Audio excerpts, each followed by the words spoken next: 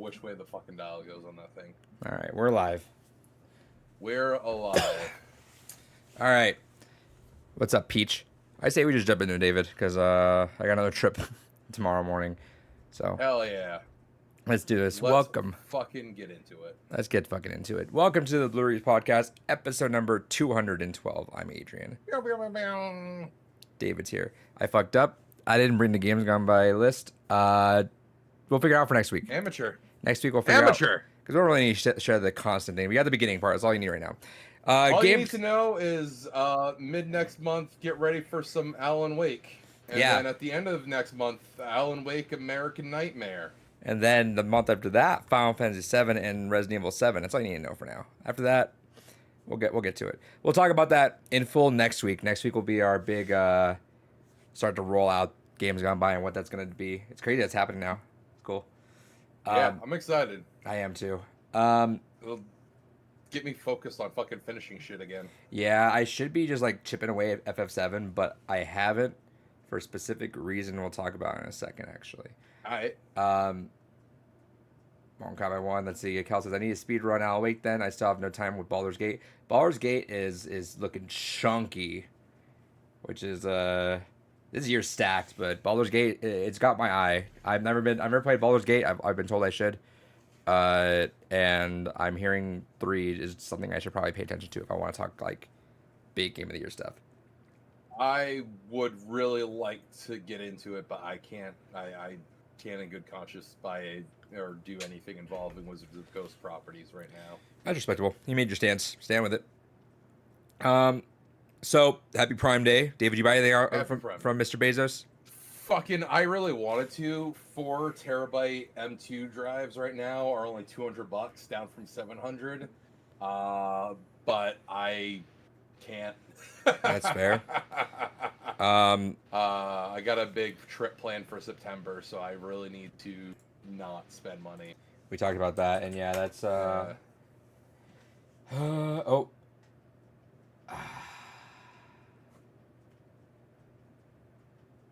So I'm looking at that game. They're down to around where I want it to be, but I still don't feel happy about it. Let's see if I wonder if I could still offer them. Anyway, I'll see what I do in a second. Yeah, for Prime Day, I got a lot of just like more stuff that I've just been needing for a while. USB charger, like a big thick boy. That way, like you don't need to charge that thing for a while, you know. Especially for trips. Now that I do that, on my, all right, buddy, you may sit up here if you feel the need to use your brain cells to jump. On my trip, we went to the lake, and my coworker brought her paddle boards. And that was like a lot of fun. Yep. So I bought myself a paddle board because those were on sale for like $150. It's like, yeah, why not? That's a reason for me to go to the lake more, which will be nice. And then yeah, it's what else did I get? I got a few things. I got some car stuff. Got some more hiking stuff. I got like just like stuff to get me out and stuff for the car, which that's why I don't really feel guilty about. Actually, I put the Xbox Core Series controller in my car and I actually checked out with it, but I canceled that because I just felt guilty about that. So it's like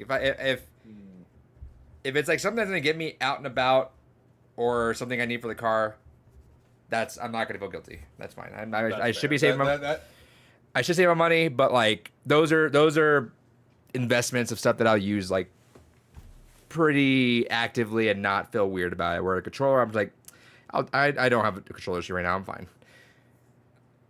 That's fair. But what was I gonna say with that? I was gonna say something else, but whatever. Trifity, hell yeah. So, I went camping. I was gone. There was no reception out there, which was nice to be forced to disconnect. You know.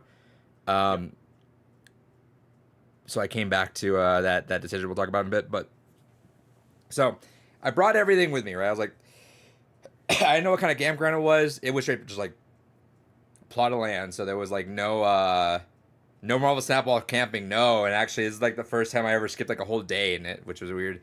That was literally the first time since I started playing the game that I missed a day. But It was a plot of land. So like sometimes you go to campgrounds that have like a stick with like electricity on it for like an RV or something. This is just Yep. like plot of land. It was fun, but I brought all my stuff. So I'm like, all right, I don't know if there's gonna be electricity. So I brought my Steam Deck charged, brought my Mii U charged, brought my Steam my Switch charged. I brought everything charged. I'm like, at worst case, if I want to play FF7, I got like on the Switch is probably like 6 hours I can knock out of that thing just with just battery alone. But David, I also brought books, and you know what book I decided to start? Please tell me it's House of Leaves. House of Leaves was the one I decided. I was like, hell yeah. So I Good brought it man. up to and maybe you'll be able to decipher this a little bit. I brought it up to my coworkers and the day before, and they weren't fans, but they said that it's because it's a very they teach a lot more radical ideas. So like and I say that in a weird way, I guess. And think of that word now that I say it. It's a very traditionally masculine book. So they just couldn't jive with the voice that was very like that. I'm and then Interesting. go I ahead. think that's no, just thinking. I think that's the first time I've ever heard the book described that way. I'll be curious to. I pick think this it's more up the and bring it author back they up. were addressing. I think for that, but they said that it just came off a little bit too masculine for them to like really get into. I guess, which was interesting. And you know what? I get that, especially at the beginning, because like you can separate the kid. So it's funny because now I'm going in with that mindset. Not that it's going to affect anything. Like, I'm still going to read the book. It's fine. But like literally like straight out the gate, you're talking about like the thing with Thumper written right above her pussy. Yeah, I It's was just about like to say because there is one character who in his through line I can kind of get that. yeah. So I think it comes off not, and I don't want to say abrasive either, but like when you look at it in like that kind of like lens, you can kind of see that out the gate, and I could see that. But I'm not too far into because I probably like about 4 or 5 chapters in so far, so I made a little bit of a dent, which is enough for me to feel confident to keep going now. Because now you see that progression, so now like my brain's like, okay, cool, now we're making progress, we're making headway in it. But it hasn't had anything completely overtly weird yet. The only fun part so far is that the page breaks from a character's name. Who's the main character? Who's narrator? Well, there's three. You're talking about There's Zampano, Yeah. who wrote the novel. There's Navidson, who owns the house, and then there's the druggie whose name I forget. the guy that's essentially the beginning, the one that's narrating a lot of that, or no, because you're reading under Zampano's name. No, so that was a cool thing, and that's the It's fun part. layered, That's the it's a fun part. problem. That's the fun part. Is that right? You're reading the Navidson stuff under Zampano, but then he also got the author also put their own notes in it. But then I got to the point where the author's notes took like a whole 2 pages before you went back and had to reread to get to where you were for the Navidson description. Yes, because in the lore, Zampano is the one that wrote. The You're reading his book. essay. Yeah, you're reading his Yes. essay. And then you're also reading, I think his name is Jamie, the drug addict. I think so, You're also too. reading his additions to it Yeah. as well. Yeah, it's in Courier font is that guy's, and then it's Times is Zampano writing about Navidson. But it does get skewed also once you start getting into the multicolored font. Right. But yeah, so that was the first like chunk of part where it was like you kept reading I guess Jamie's voice as he was going through, but he just went on a fucking whole tangent of a story before you end up coming back to that. I had a David filled weekend because let me tell you this too. Also, because I was going through and I was like, I downloaded videos on my YouTube account, whatever. And I was trying to knock out. We'd stayed up late playing some games, and then I tried to knock out because I was like, all right, I'm out in the morning and I'm exhausted. I really want to go home because I'm like, I need a shower. It's disgusting. But I looked at my videos and I didn't save any videos really prior. I only saved one video and I already got through it on the drive. Like, all right, let me skim through. And I decided to dive into something that is outdated now, but you would appreciate. I went back and watched Night Mind's Ben Drown video just to get the whole recap of the first part. Like The first part before he docu-series before kinda did? no, so the first part of where before he came back. Oh, okay. So I'm still like yeah, on the there we first go. half technically, right? I Mm, watched that and then I wanted to watch the Nexpo recreation of it, but I thought it would be a yeah. Nexpo video. I thought because he said docu series, so I thought it would be like a Nexpo thing, just going into it, but it turned out to be like a recreation of it, which I was not in the mood for. I want to know more about this, and then once I get the whole story, then I want to go like reinterpret it right in that. But Yeah. so I stopped that about halfway through. I love Nexpo, but yeah, I put that away. But I need to find another video of post 2016 Ben Drown now. Honestly, if you are looking for like a really good breakdown of it, your best bet is reading through Creepypasta Wiki. I might. Because a lot of them honestly break it down exactly as it all happened with the original text and images. So that's going to be the closest to like having that experience as it happened. Right. Um, but yeah, no, it's been interesting going through all that. So because yeah, Ben Drown was something I never really followed because it was too when series get too scattered and like you have to follow it in like a couple different places, I tend to check out. Um, like Everyman Hybrid back then, that was like the one Slenderman thing that I just didn't watch because it was like go to 17 different websites and I'm like I'm not gonna go to 17 different websites. Yeah, him and thankfully him. There was like 7 of them in that, but them and thankfully never really got into Tribe 12 in retrospect all the shit that came out about Noah. But Yeah, that was one of the ones that were more appealing. I forget what happened with him. Like I know that all stuff came out. I thought something else happened, but I'm not sure. Um, but yeah, so that's been the thing. So we'll see. I don't know if I'll get more reading time on this trip. I'm gonna bring the book along anyway. We'll see how that goes. But yeah. So now that that's cracked open and going through, we're chipping away at it. So it will be done now at some point, which will be nice. Um, Let me go through some of this trivia. Did we talk about the Harry Potter books? No. no. Abaki, I don't know how to read. It looks cool though. That's all you need, Abaki. Kells, that's cool. Sounds like Lemony Snicket on drugs. I could see that. Lemony Snicket Yeah. is like kids' version of like fucking weird, right? Like It's fucking dark as shit too. I kind of Beyonce want to go really back loves to the those books. They're really good. I need to Is go that? through them again too, but Are those on sale? just They have to be on listening sale. to the fiance do the full breakdown of all the books at one point. Because they're a lot, huh? Fascinating. Yeah, there's like 12, I think, of them. I remember I always got like I got to like book like 7 or 8, and then my library just didn't have them after that. Netflix, I think, actually has a mini series not mini series, but it does have a series that goes through every book that actually is really good too. Ooh, they're all on sale for $35 right now. That's not bad. Oh, I might check. Let's see. But yeah, no, to the chat real quick while you're looking things up. House of Leaves is genuinely one of my favorite books of all time. In fact, it's part of what got my fiance and I to talk in the first place. Is that was a common thing with both of us. Is that's one of our favorites.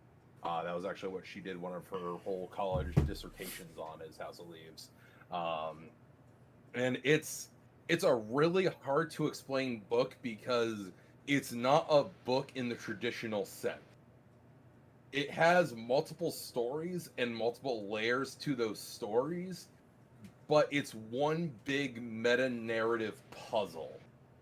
It's really hard to explain, but I'd say if you're someone that really likes metafiction and really likes solving almost like an argy like puzzle while still having some interesting stories to present that meta contextual narrative, it's a really fascinating read. It's a really good read, but you can't go into it like a book because it starts off that way, but then you'll hit points where it's like, oh, and then I wrote a letter to this character, and then it explicitly mentions that it's like, okay, you're on page like 30 for this character mentioning it, but that letter to that character is like on page 700, so you gotta like flip all the way there to read that, and then it has you flipping back and forth. I haven't gotten to that part letters. Yet. Yeah, I haven't gotten that and part then, yet. There's parts where the book actually expects you to hold it up to a mirror and read everything that way,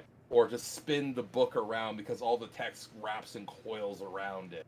There's just which so it puts little... if you need to boil it like even like a little bit simpler though, it's like it's a book within a book essentially.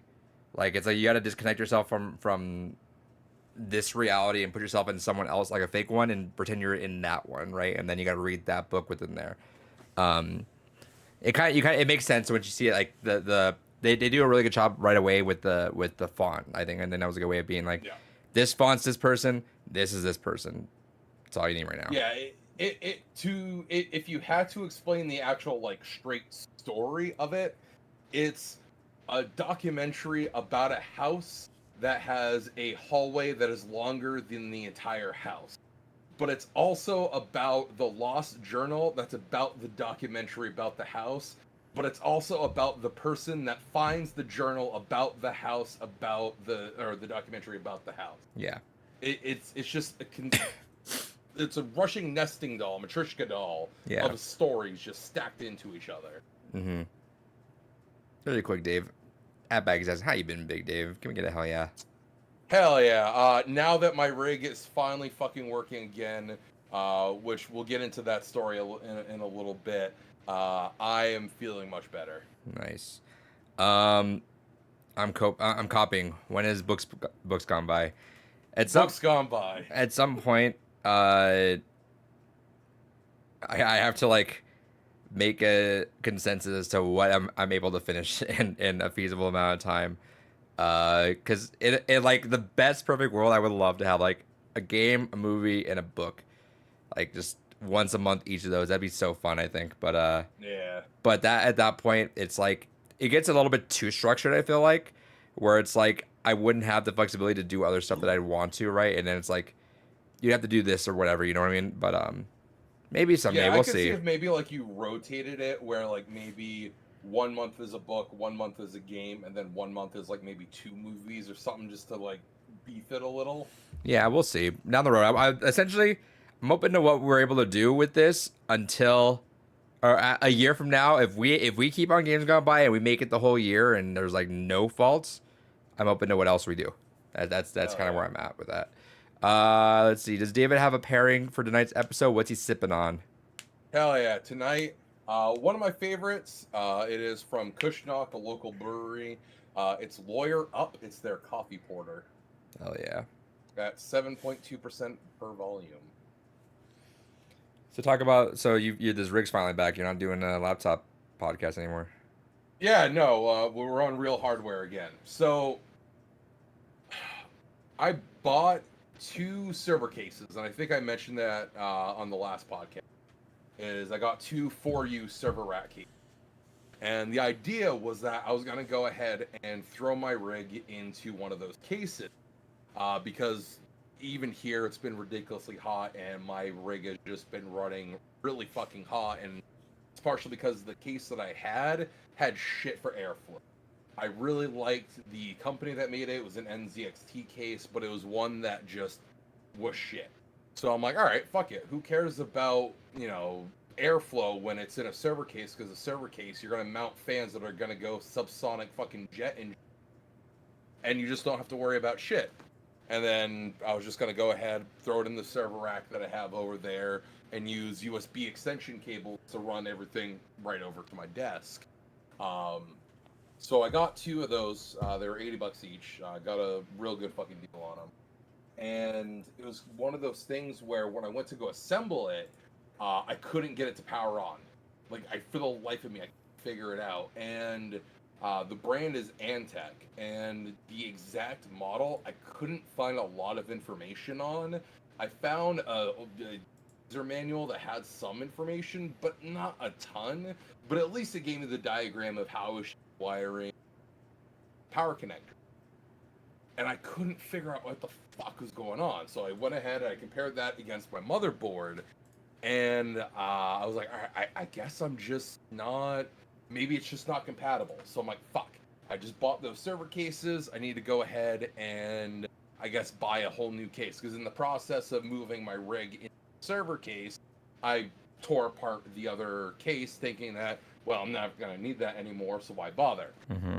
Thus leaving me in a state where I'm like, fuck, I'm out of case options. So I dropped 200 for this one. It's got 1, 2, 3, 4, 5, 6, 7, 8, 9, 10, 11. I got 11 fans in. So it's got fucking fans for days. But when I initially was putting this together yesterday, I ran into two problems.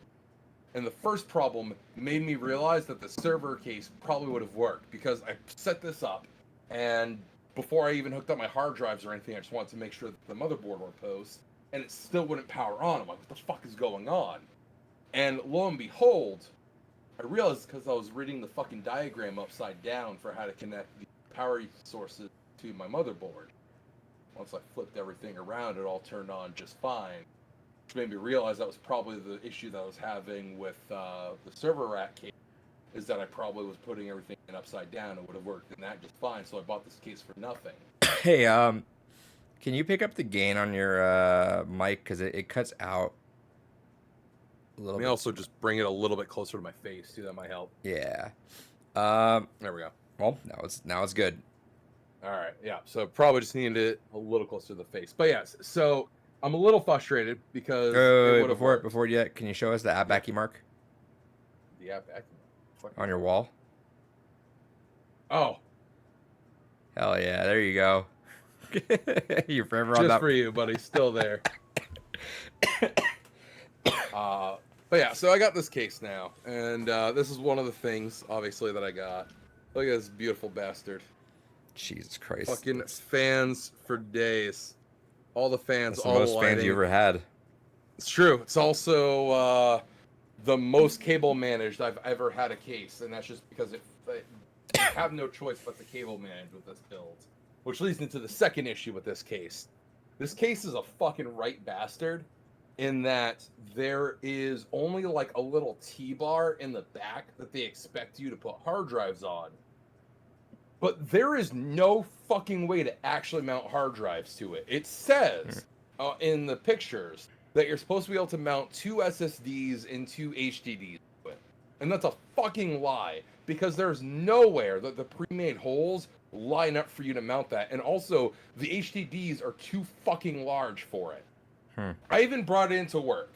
And I had my 2 colleagues in IT look it over. And they're like, this is fucking dumb. I just duct tape it. And I went over to one of the product engineers. I'm like, bro, can you fucking figure this out? Like, you literally just design and fucking 3D CAD and build shit for a living. Figure this shit out. He looked down and was like, this is dumb. And then he went ahead and he just stuck on a bunch of industrial M3 tape to it. It was like, here you go. Yeah. So that's how I have my SSDs set up in it right now. They're literally fucking turbo bonded to it. Nice. But it's so fucking dumb because I am now down 6 terabytes of storage space in my rig because my HDDs are not in there. So eventually I do need to get some M2 drives to slap into my motherboard so that way I can get more storage space. But yeah, that was the nightmare of that. Just to go over real quick some of the other things that I have here. This is the last of my eBay stuff that has come in, as well as a couple things that I did get for dirt cheap on Amazon / pre-orders. So I got this interesting little game here. It is called Yukio Gensoku. Yu-Gi-Oh! Yeah, exactly. But from everything I've seen online, it looks like a weird little, like, RPG / life simulator. I don't know. It looks really neat. I am trying to put more of an active effort into learning Japanese. I figure one of the things that would help with that is even if a game doesn't have a fan translation, to still have a few other extra games that are in Japanese because it'll force me to read and look through them. Speaking of Japanese games, this I strictly just got because I wanted it in the collection because I'm a massive fan of this franchise. Neon Genesis Evangelion on Sega Saturn. Interesting thing about this one is this is where a lot of the lore series actually comes from, there's a lot of information about visuals, about how Nerve kind of actually be and stuff You're like still that. you're That still is cutting only in out. this. Probably because I keep wandering You know away what? from the mic. It might unironically be the fans. Let me turn my actual fan down because I can't even hear those fans. This fan right over here is blowing like fucking crazy because its balls hot. Yeah, because I think what's Uh, happening is I think it's catching on and it's cutting out your audio a little bit. Gotcha. All right, so we'll try it like this with that turned down a bit. Okay. But yeah, so interestingly, that's where a lot of the established lore for NGE actually comes from. It was one of the few times that a video game was made canon and relevant to the series, which I thought was kind of neat. I managed to get this for dirt fucking cheap. I was a Kickstarter backer for this game, but I only got the digital version of it. But I managed to get a sealed copy of it for, I think it was like 10, 15 bucks, something like that. But Shroud of the Avatar on PC. Hell yeah. Was excited to get that sealed because why not? This was a pre-order I grabbed. I got this because this was, I think it was in a Nintendo Indie World that they first showed this off. I got it on PS5 though. But this, every time they've shown this game off, it looked really endearing. Goodbye World. I don't know if you remember that one at all. I do. I remember. No, that was something else. That's the one where they're making games for like a Game Boy kind of style system, and it turns into games within the game. No, the only one like that I knew was that Takashi game. I think it was. Gotcha. Yeah, no. As soon as you look it up, but it was one of those ones that was heavily advertised on the world. Yeah, you're cutting out. Still, fucking Christ! All right. I did that last how's week though this? too, but we'll see. I thought that was your laptop the other time. Just keep talking. It cuts out like in long form talk because I think it's not catching your voice. All right, that's fucking weird. I've also turned off all the automated noise suppression bullshit in Discord, so it shouldn't be trying to do any additional filtering. Yeah, so keep talking because so far it's fine. We'll keep talking. All right. Maybe it's David. Can we refurbish him? No, we can't, unfortunately. And the last thing I got, I managed to snag this for $3, and this is just kind of a fun little novelty to have. It is the beta test version of Final Fantasy XI Online for the Xbox 360. Just thought it was kind of neat to have a beta build of the game on the 361 because, especially at this time, there wasn't really Final Fantasy games for Xbox consoles. It wouldn't be until essentially the 13 series that we would get Final Fantasy stuff on the platform. And also just because of the fact that, again, it's a beta build of an MMO. You don't often see a lot of those floating around. That's cool. So I was excited to snag that for $3. And I think that do be it. That do be it. I didn't get anything. It's the last day of the Steam sale. I'm contemplating like a couple of games, but I forgot about the Steam sale. Shit. Yeah, I might just wait till the next run of Steam sales because yeah, the winter sale will probably have a lot of good shit. So at Baggy asked, did you guys find any deals in Prime Day? No, David was going to. I grabbed a couple things. Mostly, the biggest thing I grabbed was a paddleboard because I went paddleboarding yesterday. I was doing so well. Everyone was like scared. My coworker who does this all the time, she was just rocking it. She was standing on it, just paddling away, and everyone else was like scared to do it. I hopped on right away like a surfboard style, and I nailed it. But then it was wind, and I was like, oh fuck! And then the wind gust kept hitting every once in a while, and it started panicking me because like I was steady, but like even if I paddled, I just kept drifting out farther and farther. I'm like, fuck! I gotta like row like a motherfucker. And sure enough, it was like this double wind gust that like blew, like it hit me once, and then it hit me right again, as like at the tip of it too, and it threw me off. And I was like, "Fuck!" And that lake was disgusting, but a lot of fun too. So like I was telling earlier in the podcast, is that I'm on a budget, like a tight budget, especially because I'm gonna be going to fucking concert. I'm seeing Aquabats tomorrow in Phoenix. Shout outs. Hell yeah. Doing ghost hunting, and then I'm Disneyland. Doing all that, it's gonna get pricey, so I'm like on a tight budget, especially because work might have fucked my paychecks up a little bit just because they transitioned me to Oh. the new job. I didn't think about it. I was like, okay, I think they pay me back for something else, but I don't know.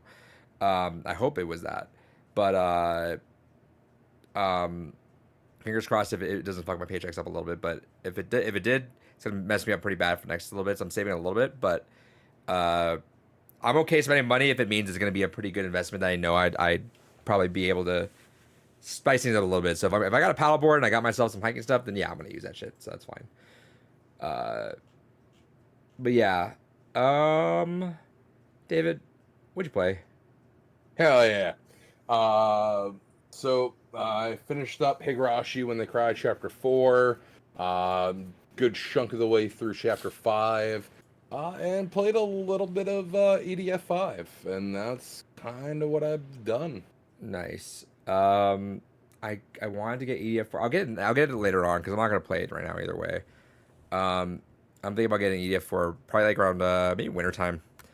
The cool thing about our breaks coming up this year is that our summers got shorter, but like our every other break got a little bit longer, which is nice. So winter break we're chilling and we can have like a solid like 2.5 weeks for all that stuff, which will be fun. Ooh, DSP's doing viewer lobbies in Street Fighter 6 tonight, David. Hell yeah. He is mauling its spammy chems, David. Right now is literally has been no better time for you to just win. He fucking hates Ken so much. He just hates fucking spammers. He hates it. Beautiful. He hates it. You know what, DSP? Me too. Fuck him. I haven't really played that True, all much. cannons are bastards. They are. But yeah, I haven't really played anything. I was doing the stuff. Obviously, I played Street Fighter 6 for the first time. How'd you like it? I want to go back to Street Fighter 6, but it feels weird getting home for like 12 hours before you like leave again. Not even like 20, less than 24 for sure. But it feels weird getting in and then playing for a game and then not playing again because I'm like, I don't want to get set up for that. Yeah, I haven't tried running it on the Steam Deck, but I'm sure it runs fine on there, but I definitely wouldn't want to play it competitively in any capacity without being on my main rig. Yeah, that's how I felt. That's what I was doing World Tour on the laptop. I think it says classic controls is great, but I got demolished. We'll need to play more though. Need to find a character that works with me. What's your play style? I think that's more or less what it is. Yeah. Let's knock out some of these stories. Let's go real quick with this FTC stuff. Shoutouts, Microsoft won. There was like no doubt that Microsoft was gonna win that. FTC was abysmal at doing what they wanted to do, which was it came off pretty obvious. But they did file to appeal, obviously, because they don't want to go down like that. Obviously, if it's bad enough. But it's gonna go through. There's like no way it doesn't go through now. If anything, actually, the FTC is trying to fucking hustle it because I think they said July 14th is gonna be the official. All right, we're done. We bought it, and I think July 18th is the only day that they can try to figure this out for an appeal. So they're trying to hustle something right away, which is like good luck with that. At Becky said, not sure, never played Street Fighter before. In terms of like your fighting, do you like playing aggressive? Do you like keeping people away? Do you kind of like just like playing back and forth a little bit? Like it's. Have you played other fighting games that you've enjoyed? If so, what characters from those games have you enjoyed? Yeah, so it's mostly like that. Like, it's funny because like in Smash I played a zoner character, but like I don't play zoner. Like I don't. That just it was happenstance. So like. I love Falcon. Like Falcon and like Roy and people are like probably more like my true mains, Wolf and all that. Yeah. But I played Mega Man just because it happened. But then like it shows in every other fighting game though, because like I played Julia a lot in Tekken and that kind of adapted pretty well with Cammy. That makes it Raiden. Okay, so an all-rounder that does have a couple. Luke. Yeah, Luke would be a good Luke and character. Ken. He's an.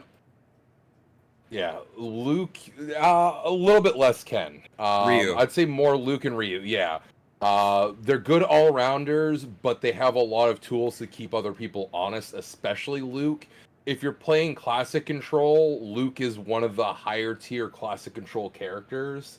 I don't know if tier lists sway you personally and all, but that's Cammy's good, but definitely if you don't already have a certain fighting game basis, she can be a little bit much to deal with, especially in a fireball heavy neutral game.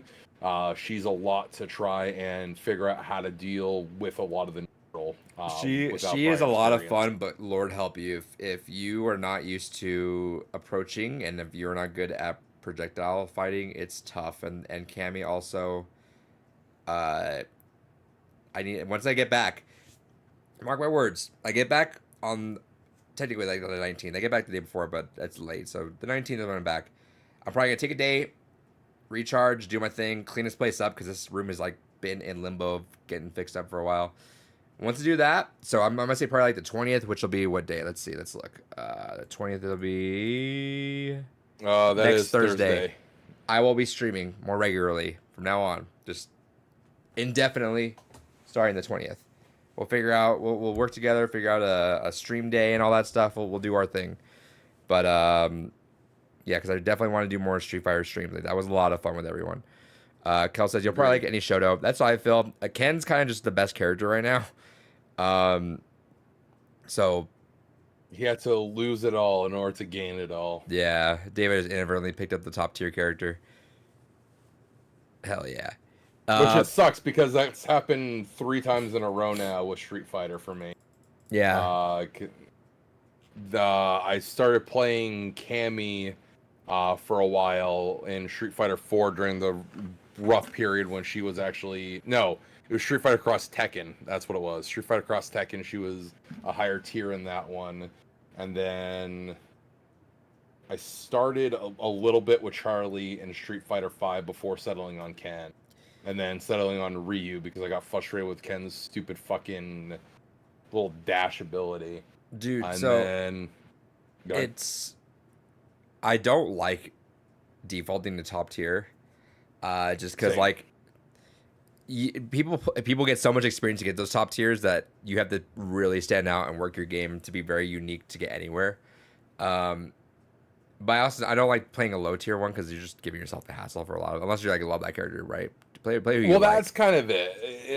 It's frustrating when it's a game like Marvel. Marvel's one of the only games where I don't give a fuck and I end up playing top tiers just because unfortunately my favorite characters tend to be the top tier in that one. Like I fucking love playing Doom. I love Virgil. Fuck. All right, I guess I'm playing literally 2 of the most broken fucking characters in Marvel 3. And it's always unfortunate. I never want to intentionally be playing a top tier character because I want to. And there's a lot of good analysis videos that kind of break it down. That at the scrub levels, which I'd say we're up. Scrub levels don't. The tier does not matter at this level. Yeah, that's what I tell my students. No, at our level, it doesn't matter. But at the same time, I don't want to feel like my win is just because of the matchup. Right. I tell my students that too because sometimes they'll try to get me to like tell them to pick a top tier character. I'm like, there's characters I'll tuck you out of. Like a couple characters, I'm like, no, don't do that. But ultimately, I'm like, whoever you like, just do that, and you will do well. Like until we start getting to an upper echelon where it's like, yeah, now you're being hindered by your character, then we got to talk about something else. But like, there's so much room for improvement that there's no your character's not hindering you. It's you. Are those characters equally good one way or another? Or there's no one that's super OP in Street Fighter 6 currently.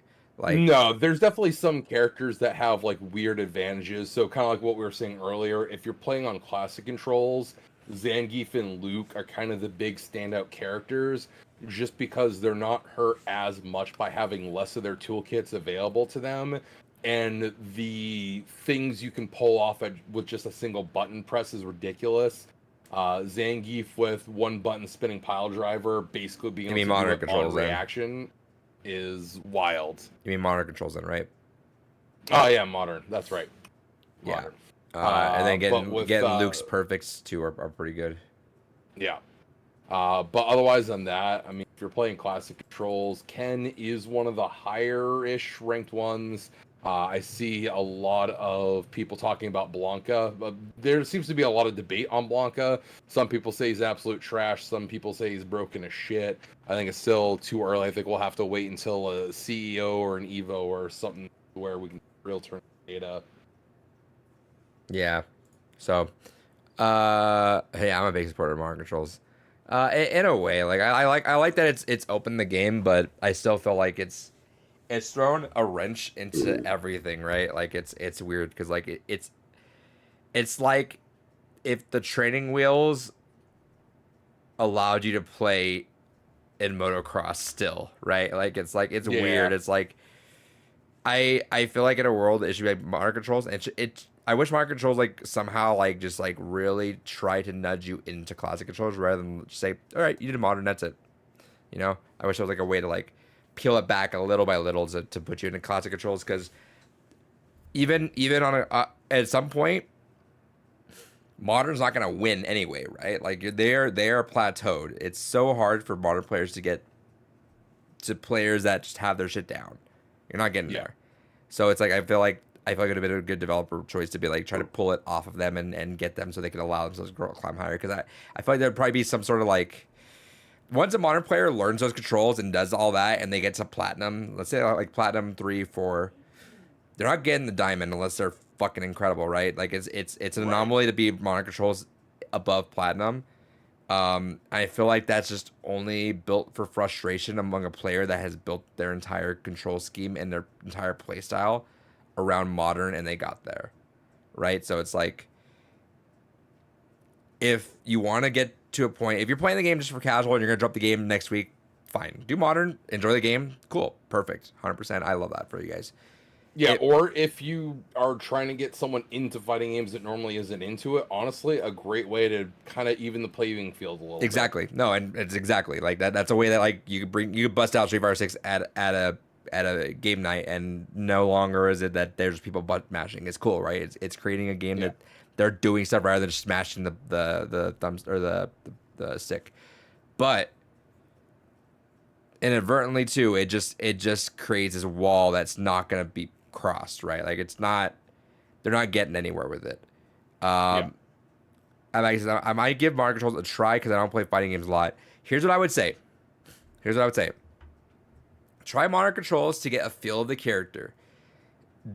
Just because stuff works doesn't mean constantly do that though. That's the thing that I've seen with Yeah. modern players. Their neutral sucks. And I'm getting to Yeah. like coach mode here. Neutral sucks in modern controls. There's been on stream, there's been games where it's like a modern control player will like combo the fuck out of me and run me down like a sliver of health. And I'm like, all right, let's play neutral. And I play footsies and I win. And it's not even like combo. It's like I'll get a hit here, I'll get a hit there. Neutral is when you look at the map or the stage, and you guys are both an equal amount away from each other. So it's like when someone has their back against the corner, you're at a disadvantage. If you have someone's back at the corner, you're an advantage. If you have most of the stage, you're an advantage. Neutral is that game where, especially when you see fighting game players like pro ones, when they're kind of like moving back and forth like little by little, that's called neutral.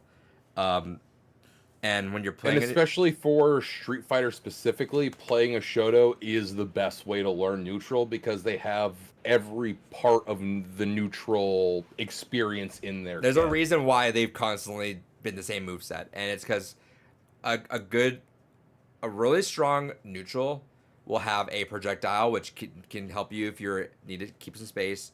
Will have a really good like get off me option. Will have a really good combo game. That's kind of what it is. And some characters lack it. Some characters like thrive in certain aspects of it. Uh, and it just depends on the balancing of it. So, um, but what I would say is try modern controls and see how your character feels. If you're winning a lot, perfect. But try winning with other moves. Try winning in other ways. Don't just let yourself get carried away with, oh, if I keep shoryuking right here, I keep winning. So I'm gonna keep doing that. Don't. Try different things, learn it because what's happening is you get to a point where you get so reliant on that, and suddenly when someone that's like more game sense knows it, you don't get it anymore. Then suddenly your brain breaks. You're like, all right, what do I do? And that's all of a sudden you didn't learn neutral the entire time you climbed there. all you did was beat people that didn't know they didn't drop their inputs, right? Yeah. And then the hard part, which essentially what I'm coming out to, is that it would suck so bad for a modern player to get to a like maybe gold, platinum, even let's say platinum. Let's say a modern player got to platinum, and now they have to relearn the controls. That would suck. I would stop playing 100%. I'm not gonna relearn the controls for an entire game at that point. No, 100%. And because that's the other thing. Real quick to answer your question, what's a neutral? Neutral is I gave that control. You're not listening. Oh, I gave the whole explanation. Oh, okay. Never mind. You motherfucker. I spaced out. Don't yeah, mind I me. gave them a whole ass definition. Just tell me your definition of it. Let's see how we match. All right. So neutral is the state of the game in which you both are typically about mid-screen to start. And it's where you're trying to inch in on your opponent. So you're going ahead and neither one of you have any inherent advantage. None of you are backed into a corner. None of you have any real major options on deck. You're both on an even playing field, which then leads into footsie games, in which you're both trying to poke and try to assert a level of dominance to effectively what's called taking your turn. There really do be an echo in here. Yeah. You piece all of right. shit. Perfect. Hell yeah. Yeah, I told him advantage is advantage. We got that. So I would say that. So yeah. Do Mario controls. If you don't play fighting games at all, 100% do Mario controls. That's fine. Learn what it is. Learn how movement is, and then if you like it, if you're feeling it, take your time. Learn classic controls, because the thing is that damage will build up, and you will only get better in time at doing the inputs. Like that's just natural how you will get eventually. I know we have a couple stories we want to get to, but just real quick, if we were to pick 3 fighting games, so it's like these 3 games will help teach you the core fundamentals to learn any fighting game. Do you have 3 off the top of your head you think you could list? I put Street Fighter 6 in for relevance. I would do Smash, because it doesn't get more. Neutral doesn't become more blatantly obvious than Smash. You're literally on a platform, and you're on ledge and having to grab on. That's the most disadvantage that you can feel, I feel like, aside from just being stuck in a corner, right? But that, and then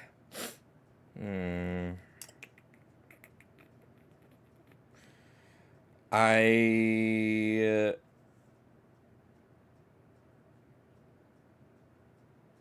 don't know, because I would imagine I would want to do an assist game at that point, just to like know your other options in terms of how to do those. But I don't think Marvel's absolutely not where you go with that. It's interesting because we're on almost identical trains of thought. I was actually gonna say, as much as Street Fighter 6 would be the way to go for relevancy, I would still say Street Fighter 2 Turbo. And the reason I picked that as one of them is because pretty much just about every fighting game on Earth still follows the same core tenets that Street Fighter 2 set down.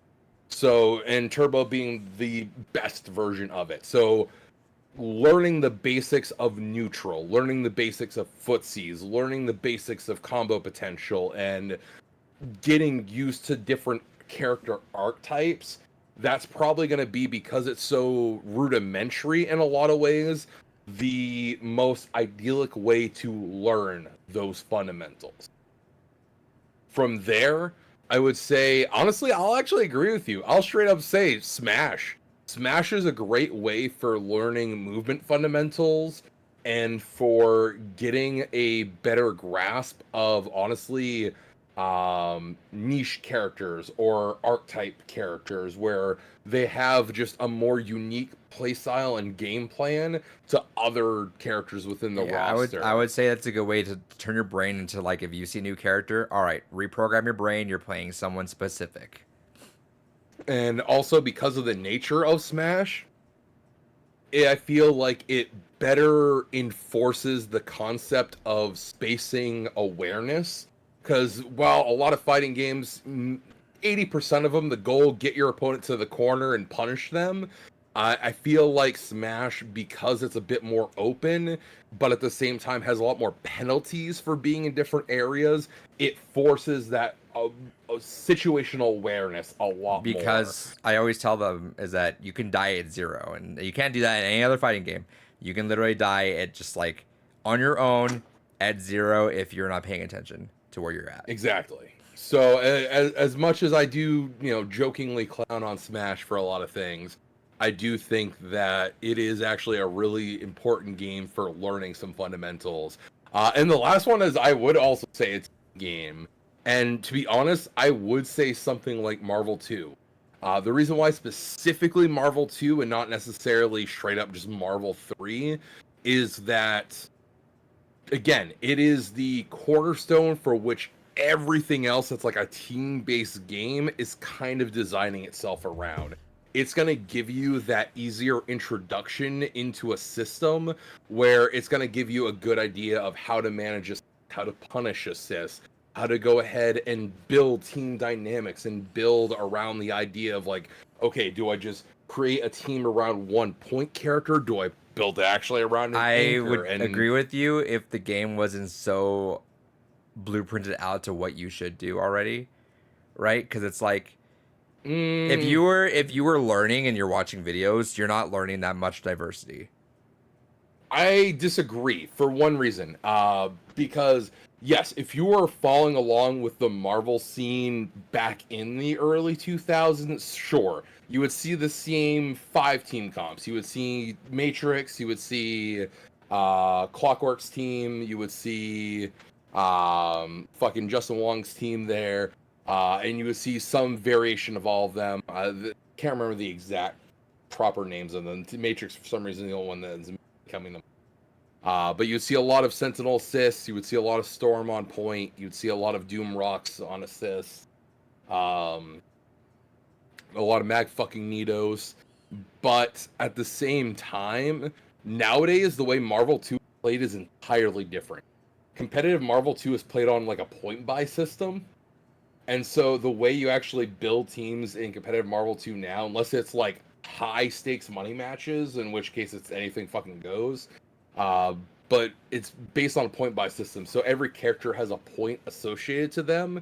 So it's all about like, all right, I have X amount. I think it's like 7 or 8 yeah. See, that's that too get. far. We're adding too many in the equation there. That's what I'm saying. Now here's Fair, I'm gonna overlap and take something here. I'm gonna say, because I was leaning towards Dragon Ball FighterZ, but actually I'm gonna lopside it towards something that I know and that kind of Kells kind of went to. I think Tekken Tag Tournament would be great because one, you're balancing 2 different characters and they consistently do the combos. Combos a little more floaty, so that way you could balance it. Because I feel like anyone that's new into Tekken or anyone that's because Tekken, I feel like is a very accessible fighting game for a lot of people. I feel like 100%. you hit it. And there's something cool about the Tekken combos that always look flashy and they feel good because there's gravity to it. Every move doesn't need you to like input it constantly. That's the thing that's tripping me about Street Fighter, just getting into it now, is that you need to pre-program your brain to just like, once it's going, you do the exact combo the exact way it is exactly. But like with Tekken, it's kind of like a little bit more graceful, like timing. Like, all right, they're gonna bounce. Boom, wait for it to bounce, hit them. Boom, they're going to bounce right there. Bring them down with the stage stuff too. Bring them down with the stage, boom, they bounce. All right, what move you're going to hit there? You hit them with your jabs, but if you hit them with a kick, it's not going to hit. I think doing that is a good way to just like balance your characters and know who you're doing at one, because you're controlling 2 characters. That's honestly a good point. So it does give you an idea of team building around their kind of pop-up and combo potential there. It gets you used to the idea of managing 2 characters, also in a more stressed state, because in Tekken Tag, if you lose one character, you lose the round. You don't have another one to fall back on. But also, it does bring up the good point. It kind of does 2 for 1 in that it gets you used to a 3D fighter. And I would also like to say that I think it's easy for people to play games like Marvel and essentially treat it as a 3-round game. Yeah. All right, I'm good with this person. All right, I died. All right, I'm good with this person. All right, I died. All right, I'm good with this person. You play it through. Whereas, like I said, Tekken, you have to balance it. You have the balance, and you have to balance recharging a lot too, because that's all you got. Yeah, that's fair. Boom. EA UFC 5 when it comes out. The UFC games were actually pretty good. I don't know if you ever played them, David. They actually weren't bad. They were like fighting games. I played one of them on PS3. I think I played the first one that came out on PS3. And it was fine, but no, that's right. I played the one that first came out on PS3, but that was actually one of the ones that was like hyper fucking buggy, so I never bothered with it. There was a YouTube series that made fun of how I remember buggy that. it was. Yeah. Yeah, that had like the faux Joe Rogan style announcer. But yeah, that was the one I played, and then I never got into it beyond that. Maybe one day for Games Gone By, we'll do some UFC games. Play your cards right. You know what? Maybe that could be in the fan vote. I'm not opposed to us also maybe doing like a mini version kind of it, or maybe one day we just stream like a Monday and we're like, let's just stream a game that we haven't played before and let's just knock it out right now, you know? Hell yeah. That might be fun. Yeah, if there's something that we're both kind of itching for, especially if it happens to be multiplayer, it's like, fuck it. You know, let's just dedicate a weekend to just banging this one out. I'm down for that. Hell yeah. All right. So, what other news, David? All right. What other news? Let me scroll up here. So this is an interesting statistic. This is brought up by the Video Game History Foundation and is also being shared around by a lot of retro gaming YouTube. And that is roughly 87% of classic. And by definition, it's any game prior to 2010. 87% of games that are classic games are either not available or are completely lost to fucking time. Which will skyrocket as time goes on when like what in was it like 2 years, 3 years that factors into the 3DS library? Yep. And that's fucking wild to me. Just absolutely insane that, like, that's the level of silent film era. Like, everything from the early 20s to, oh god, we gotta specify now. The early 1920s to the 1930s, tapping a little bit into the 40s. Like, the vast majority of those are all just permanently gone and lost to time. And in the information age, you know, the era of where piracy has allowed so much to still live, there's still that much more that is just fucking either gone, or yeah, you can get it piracy, but there's no official means otherwise to get it. Yeah, which it's an interesting thing, right? Because like on paper, Nintendo keep your stores up, right? Yeah, but like, are they obligated to? Let's say if like 2040, let's say they get not one single sale on there, but they're losing money. Are they obligated to keep it up, David? Like that's a good, so like it's a weird morale thing where it's like that they dug themselves in a weird corner because like, yeah, that's the only way they're gonna live. But like business wise, at some point it's gotta give, right? And like I'm hearing that the next Switch is like geared to finally fucking carry over your goddamn purchases, which is like, whoa, that's Nintendo's hopefully finally fucking on there. Let's see. Yeah, we'll see. But like, where's the buck stop for what they gotta do? At this point, like Sony and Microsoft are set, right? I feel pretty confident from here on out. Our purchases are just stuck. If one of them do not do that, they're fucked. Like they're losing money. Well, see, here's the interesting thing is that I feel like this is definitely where the conversation from like a PC gamer landscape gets so interestingly skewed, because Steam has been around since before the fucking womb at this point. They've been around since when did Steam first launch? Like 2000, like 4 or 5. Yeah, it was the only way you could play Half-Life 2. It was the only way originally you could play Half-Life 2. And since then, even if a game gets delisted from Steam, Steam still holds on to that game for you to be able to re-download. And then they say at some point too, they're like, if one day Steam just doesn't exist, DRM's off. Yeah. They have committed to that because also, again, fucking Lord Gaben is a man of the people.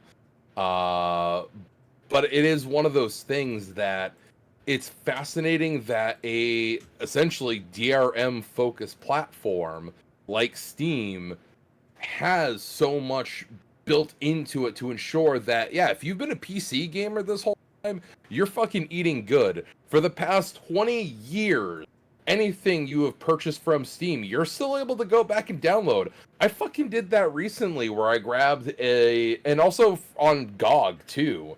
You know, It I feels mentioned better on on the GOG podcast. because of there's no DRM whatsoever. Yeah, on GOG there's no DRM at all, which is beautiful. But I mean, that's kind of one of those things where I mentioned on the podcast like 2-3 weeks ago that I got a Windows XP laptop, a good gaming rig for it set up. I just went through GOG and Steam and just downloaded all the XP compatible games and threw them on there, and it's fucking beautiful.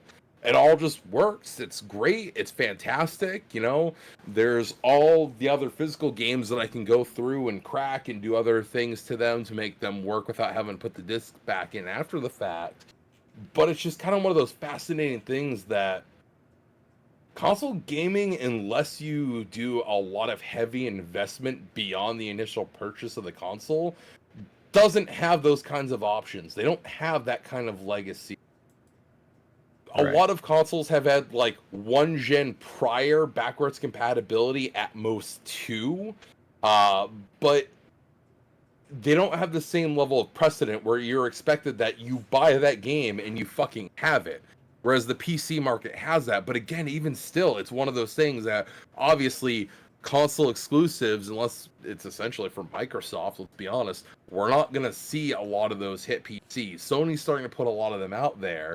But I still think there'll be a lot that stays at least a year plus exclusive to Sony, and then eventually will hobble on over, waiting for Bloodborne to get a fucking PC release so it can have some good fucking frame rate finally. Mhm. But it's just one of those. Getting to the heart of the question, you know, what is the responsibility of these console devs to go ahead and do that? I think the responsibility is less about how long do they have to keep the shop open, and more so at what point are you legally allowed to say you are not offering this through any way, shape, or form. I am allowed to do whatever the fuck I want. This has been something that's been debated in the courts to a degree, and they kind of mentioned it a little videos I've seen, where part of what a lot of these rights publishers have been doing is they've been arguing, oh no, look, you know, we got the Nintendo Switch thing where we can go ahead and throw games on there. See, we're preserving our old legacy. We don't need to worry about the copyright of the shit we don't do anything with. Or, oh hey, we're releasing this collection of classic games. See, we're doing a lot to preserve our things, but like, we've talked about this a lot before of like, just again, using an immediate example coming to mind, like Capcom. You know, yeah, sure, you're gonna re-release Street Fighter for the umpteenth million fucking time, and maybe once in a while you're gonna re-release Darkstalkers again and be like, can we do a new game now? Nope, doesn't sell enough. All right, fuck you. You just get a repackage of the old games Sonic over and has been over released again. so much fucking time. Sonic keeps getting I re-releases, swear, but I at the think same the description time, for the last one was songs back. I'm like, he never fucking left. He's literally still here. so I mean, it's kind of one of those things, but like, you know, when was the last time we saw a fucking Breath of Fire re-release for Capcom? Or when was the last time we saw, where we're talking about Sega and they now own Atlas, when was the last time we saw the fucking original Persona duology, or Persona trilogy, rather? When was the last time we saw any of the older ones? Fuck, they released SMT1 officially for the first fucking time in English, only on iOS, and Which it's is now also a gone. dead release because of, yeah, exactly, the 64-bit apocalypse there. Where the fuck is that, motherfuckers? You've already made it. You weirdly have put the effort into porting the last Bible games to Steam, but where the fuck is the goddamn SMT1, you cowards? Like, it's one of those weird things where it's like, yeah, congratulations. On rare occasions, you do things to, like, get shit out there to the public, but you do just the bare minimum that you can tell a copyright office, we're doing enough to preserve our history that it doesn't need to be forced into public domain. or we don't need to lose anything. There was a video that was really interesting. Oh, there's a really fun fucking game series called what the name's escaping me right now because of the alcohol, but I think it's like No One Wants to Live Forever. It's a British spy parody game that's heavily influenced by like Get Smart and by Austin Powers shit. And it's this really fun first-person shooter stealth action game. It's a fun little stealth shooter hybrid, and it's done it in that kind of goofy parody spy movie-esque style. And it's one of those games that just has the rights split between like 7 different companies to the point that nothing has happened with that game. No HD re-releases or even just an original release of any kind. No digital version exists even on Steam, because the multiple companies that own the licenses have also gotten confused on who owns what part of the fucking licenses to even try to re-release the game. And in situations like that, there should definitely be something hard set in stone where it's like, fuck it, if a game's rights get so split and lost to fucking time that no one can even agree on who fucking owns what part of the game, fuck it. Fair game should be able to go ahead and be out there, because there's just so much out there that is it all worth playing? No. I'm sure that for every, hidden gem like a No One Lives Forever or fucking Septerracore or some other weird, obscure, but still really interesting game out there, there's a fucking 100 to 1,000 shovelware games. The I made a game with zombies, or the boxes with guns, Excuse me? or My game with zombies is great. Sure. It's a great game. 12-minute song with that too. Yeah, I love Scott Studios, dude. I actually went down. I actually re-downloaded that game literally like 2 weeks ago. It's a great game. You would. It's a great game. But it's kind of one of those things that, yeah, there's an equal amount of shovelware that. Are they deserving necessarily people's time? Probably not, but they do deserve to be preserved. And that's where I think that the conversation should be, is not on the store preservation, but on the legality of like, fuck it. If after X amount of years, no one fucking does anything with the IP, fuck you. You've lost the rights to that IP. It goes into public domain. Anything, yeah, that's fair. But that's the problem. It's just like anything. But I mean, I think technically public domain laws, because of the fucking mouse, is 75 years after the death of the author.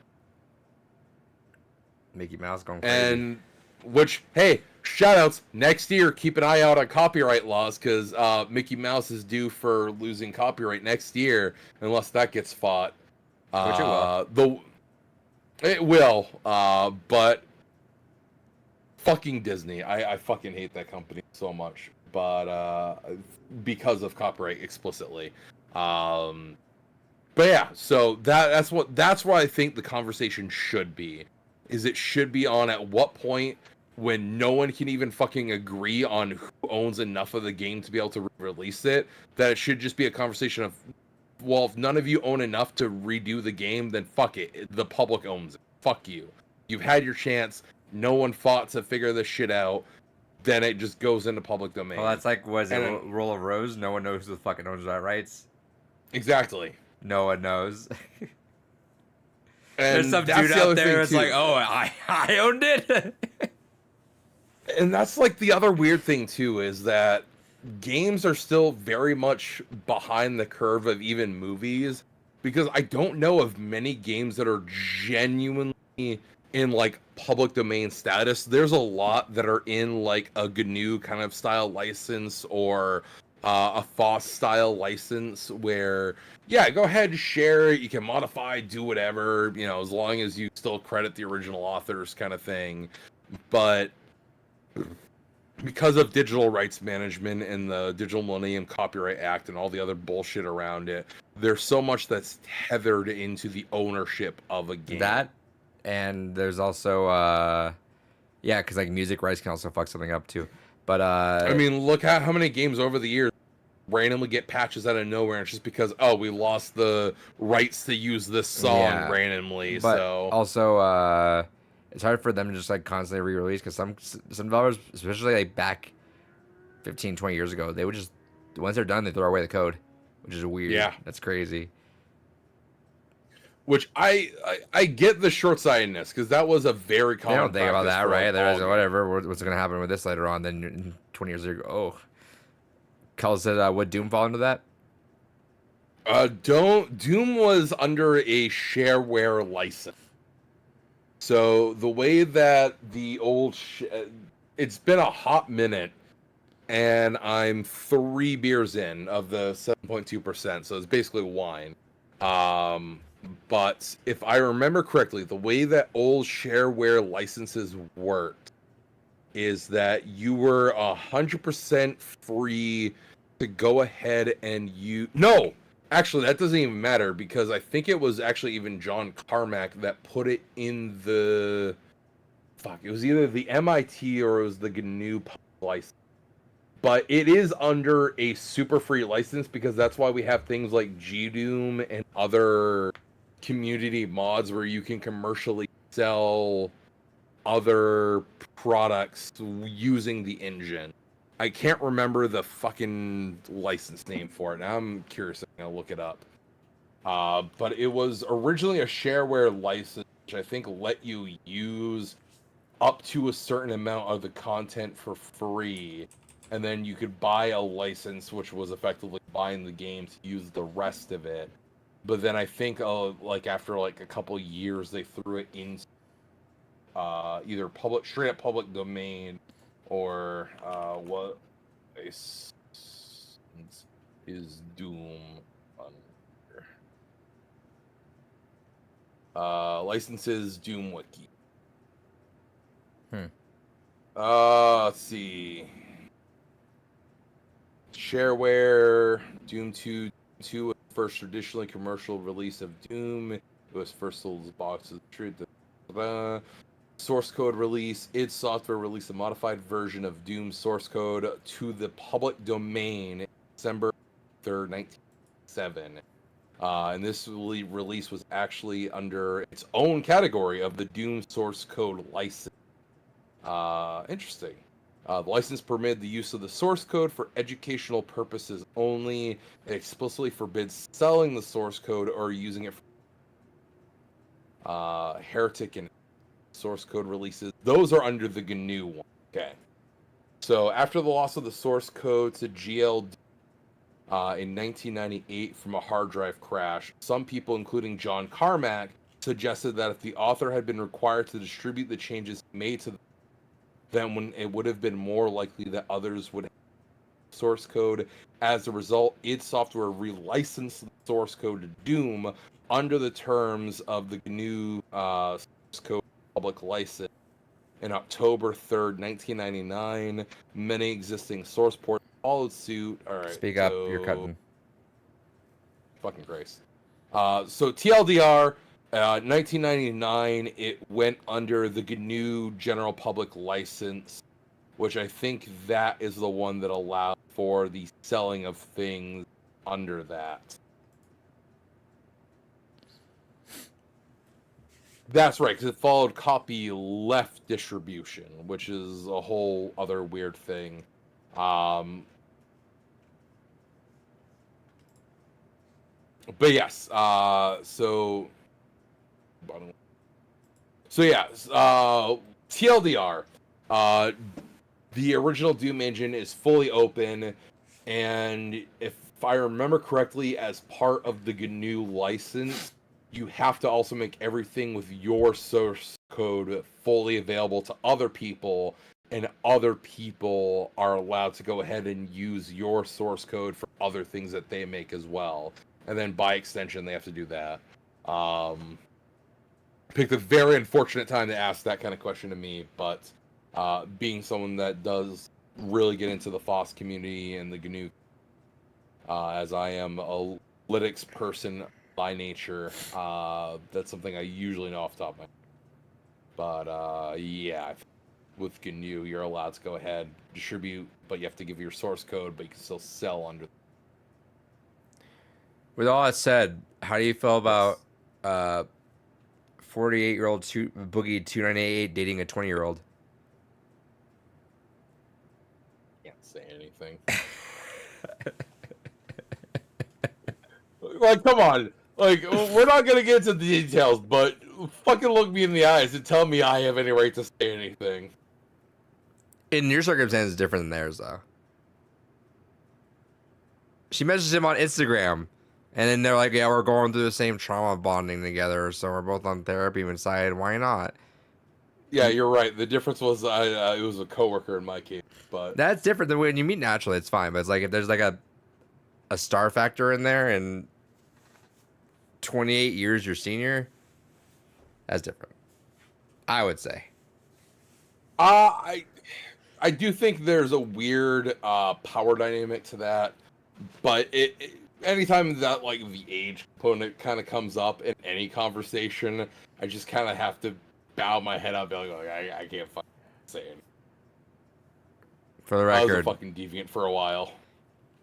but okay, the fact that you said that though, does that not like say anything bad about that? I don't want to say anything. The fact that you just made that involving that comment right there just says everything you need to say about that. Look, I got a history. That's all I'm gonna say. Because then you say, isn't David 1 year old? This is true. It's true. I am 1 whole year old. Uh, Anyways, I don't know, man. That's. I've taught students that are like that age. Your 48-year-old man has nothing in common with that whatsoever. I'm sorry. It's weird. It is weird.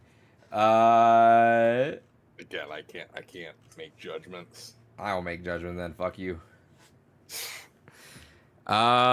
David, what else is on the agenda for the? Hell yeah! Last story for the evening. Limited run games. Weirdly, fucking absolute banger of a conference. Oh Jesus! Did you watch this at all? I don't give a shit about limited run.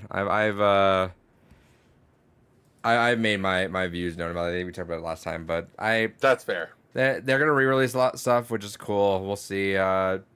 Clock Tower, that's cool. We'll see if I want to. Oh fucking A! I was gonna do a breakdown on this real quick. I feel it's shitty what they've done and everything, and I'm just like, I just don't give a shit. Especially and the audacity to act like you want me to get me hyped about these games when you did a thing 2 years ago and stuff and told us shit about that one, which was your fucking end. That's shit. It wasn't their end. It was midway through. Wasn't Plumbers Don't Wear Ties like their fucking end capper one because it was super funny? No, and everyone not was at all. hilarious It was about that? midway through. Let me check real quick. I'm literally looking at a breakdown. Their end thing was fucking Gex. No. When Plumbers Don't Wear Ties was shown, was that not their end No. of their conference like 2 years ago? No.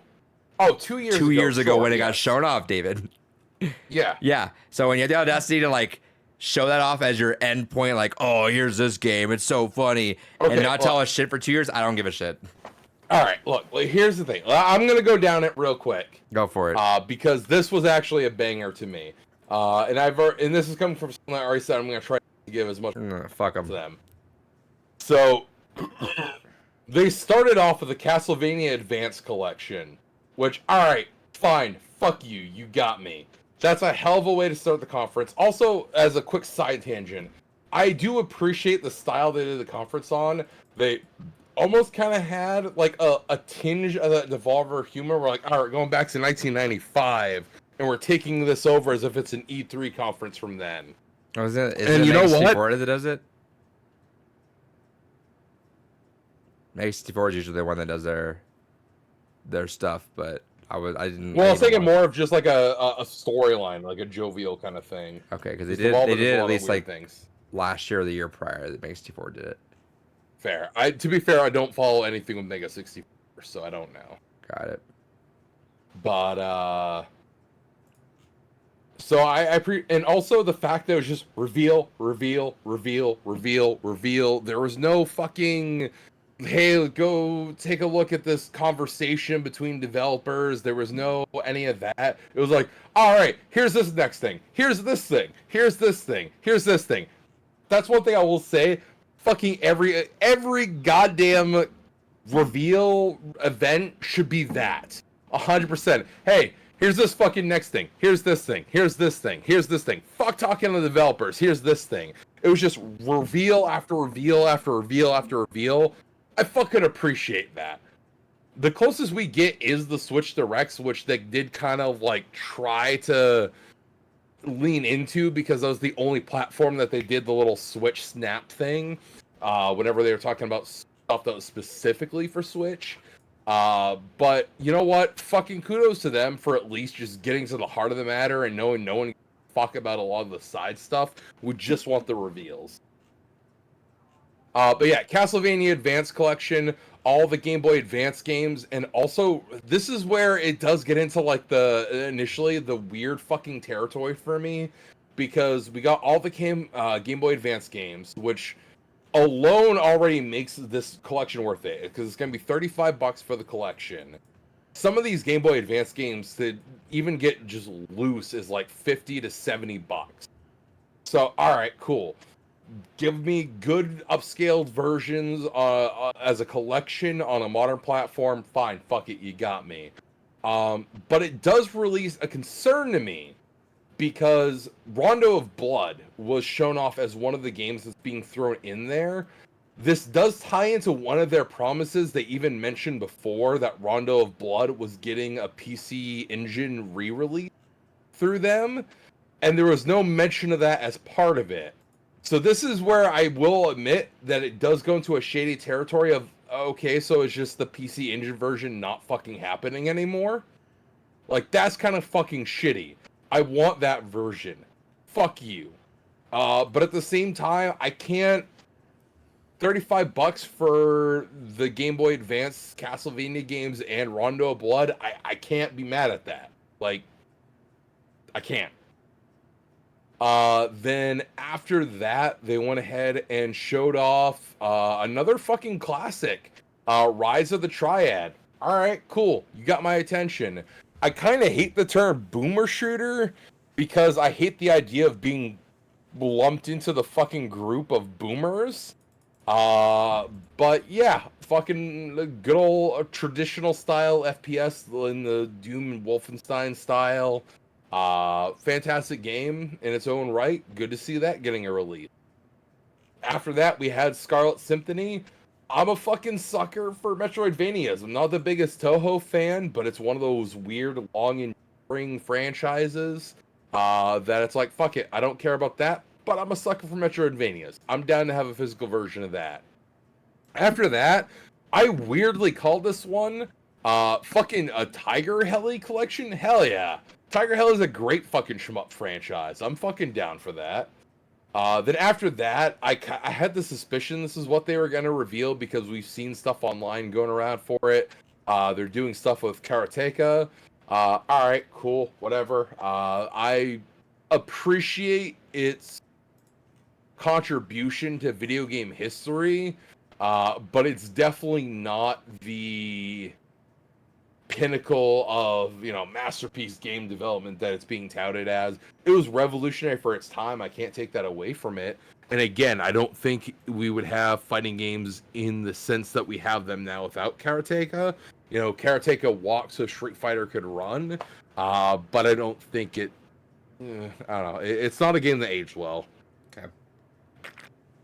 Then after that, we got the TMNT arcade collection being milked even more, in which now we have all the soundtracks being released. I appreciate that they're doing it for every release type. So you're getting the vinyl if you're the really hardcore music aficionado, you're getting the CD if you're a normal fucking person, and you're getting the cassette if you're a weird fucking collector. I'm not getting any of that. I like the music in the Turtle game, but not enough to fucking own the soundtracks. But whatever. They're clearly trying to milk the license for as long as they have it. Whatever. Shouts to Atbacky, David Walks. Run, that's fucking true, because I sure shit don't run. Have you looked at me? Speaking of things that don't fucking run, Roller Coaster 3 Complete Edition. Whatever. I'm excited to see it, I guess, console form, but I don't know, I'm not really caring about that. I would rather play it on PC than console all day, every day. Next up is a weird fucking choice. I think PlayAsia has a PS4 version of this game, so it's weird that they only showed off a Switch version for it, and it's the remaster of El Shaddai, Ascension of the Metatron. This is something that I wanted to get the PlayAsia version for, because El Shaddai is an interesting game that I kind of missed out on its run, but it's one that I would certainly like to play.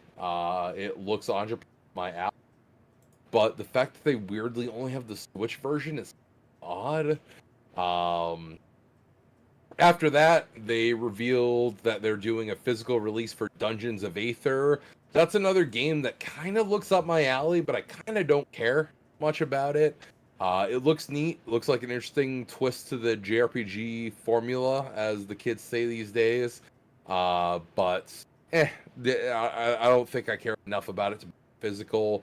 But that was the fucking banger that you stole the wind right out of me for. Because I really fucking want to talk about goddamn Clock Tower, The First Fear. I'm so fucking stoked. I have already, by this point, played the goddamn English translation that fans have put out many moons ago for the SNES version. And I've even played the, like, shittily slapped together PC release, because when it got released as the First Fear edition, it got released on the PS1 and PC with a couple updated tweaks.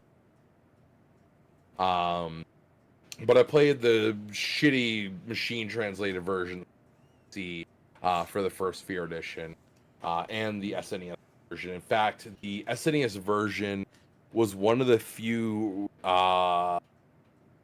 ROM carts that I owned that was fan cart kind of thing, before I sold it, because I just really actually care about having a back you said I was cutting out a little bit.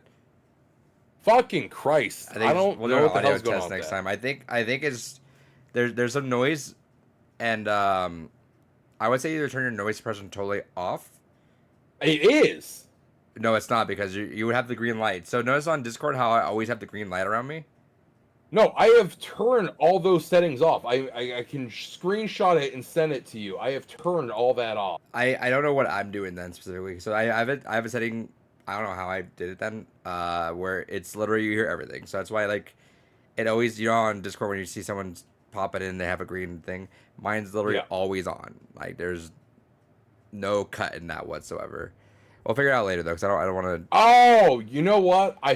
Fucking Christ. You fuck Christ. I see what happened. So there's a setting that keeps fucking abling itself.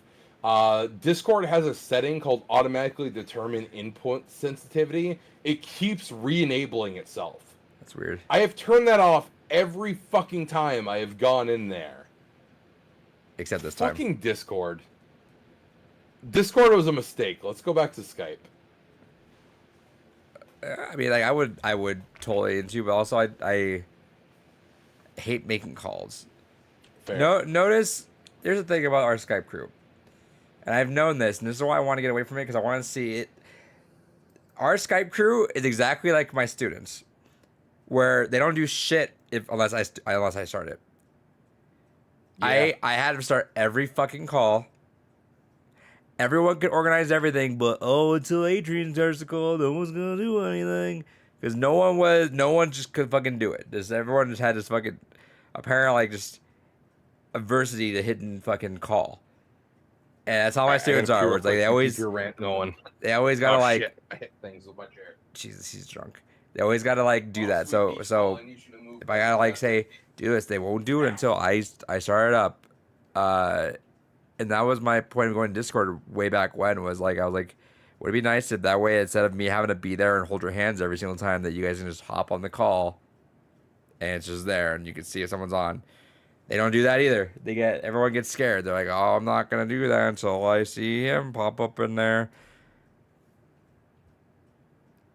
I have a lot of like very socially inept friends. God bless them. Can't figure it out for life with them. Love them to death. I chose them for a reason, but Jesus. I don't like limited run. I think it's so overpriced at this point. I'll grab a couple things. I'm gonna contribute to the problem, I guess. But when he comes back, I'll talk about it. I'll get Clock Tower just because I have the whole collection. But Jesus, they like having their hands held. They need their hands held for everything at this point. I feel like a parent. Hey, can I use the restroom? Yeah, go ahead. No, I need you with me. Like Jesus, come on, y'all, just make the call. When I drove across the country back in 2018, when I met everyone, I was curious, like, so how the Skype calls go? There weren't any. Like, so for a whole month, you guys just didn't do a call because I was in their startup. Yeah. Great. Wonderful.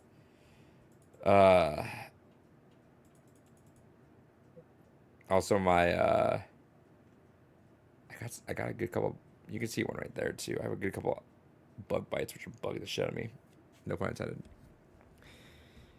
Is Samuel the Geek and Kyle on the Skype squad? Yeah. It was Samuel, Kyle, Gore, one of Gore's friends, and then our friend Sigma. We're pretty much the consistent Skype crew. And there were like some people that would occasionally hop in the mix here or there. Yeah, like occasionally there was Review Guru. Guru way back in the day. We had Matt R a lot of times. Which, by the way,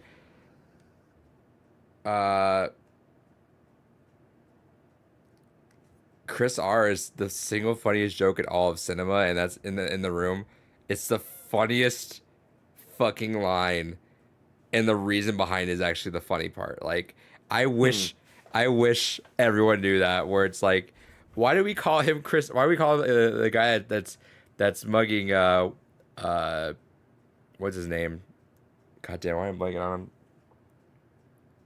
What's the kid's name? Tony Danza. The Room, David. Oh, Danny. Yeah, Denny. There you go. I keep wanting to say. I want to say Danny. I'm like, it's not the guy that was mugging Denny. His name is Chris R, and no one addresses why it's Chris R. And Tommy was his rationale was that's his gang name. That's the funniest fucking thing I've ever heard in my entire life. Is every time I fucking see that movie, I die because Chris R is his gang name. This is the funniest fucking. You are not a human being. No. And conceptualize that. That is not a thing.